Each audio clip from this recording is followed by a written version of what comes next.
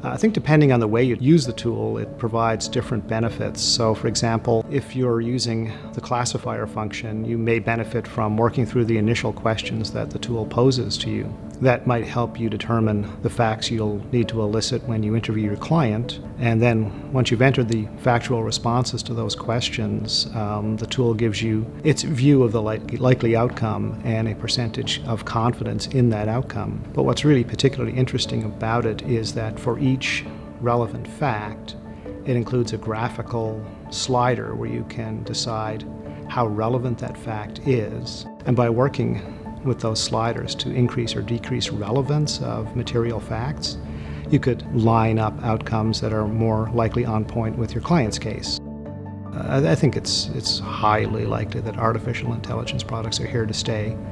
Will only continue to develop and enhance what it is that we do.